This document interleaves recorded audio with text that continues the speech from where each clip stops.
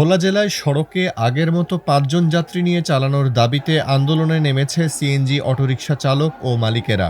১২ মে সোমবার সকালে কয়েকশো সিএনজি চালিত অটোরিকশা চালক তাদের গাড়ি ভোলা সরকারি স্কুল মাঠে রেখে জেলা প্রশাসক কার্যালয়ের সামনে অবস্থান নেন।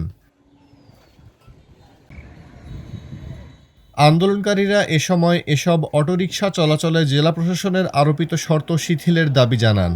পরে তারা জেলা প্রশাসকের কাছে স্মারকলিপি প্রদান করেন। ভোলা সিএনজি চালক মালিক সমন্বয় পরিষদ জানায়, সম্প্রতি জেলা প্রশাসন সিএনজি অটোরিকশায় ৩ জনের বেশি যাত্রী পরিবহন করা যাবে না বলে শর্ত আরোপ করেন। এতে তাদের লোকসান হবে। সেজন্য আগের মতো ৫ জন যাত্রী নিয়ে গাড়ি চালানোর দাবি তাদের। দাবি না মানলে জেলার প্রায় ৪৫০ সিএনজি চালিত অটোরিকশা চলাচল বন্ধ করে দেওয়া হবে।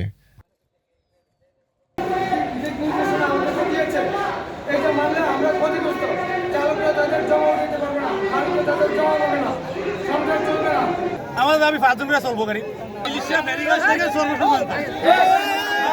সিএনজিগুলি ৫ জন নিয়ে যাত্রী নিয়ে চলে, কিন্তু আমরা যদি ৫ জন না নেই ৩ জন যাত্রী নিয়ে যাই, একটা গাড়ি ৬০০ টাকা গাড়ির জমা আছে, তাহলে এই সিএনজি আমরা চালাই আমাদেরকে ভুলছই না, আমরা আর্থিকভাবে অনেক ক্ষতিপূরণ হয়।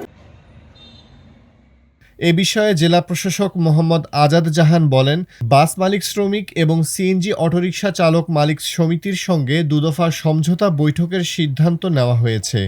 সব পক্ষই সিদ্ধান্তটি মেনে নিয়েছে। সিএনজি চালকেরা সেই সিদ্ধান্ত না মানলে প্রয়োজনীয় পদক্ষেপ নেওয়া হবে।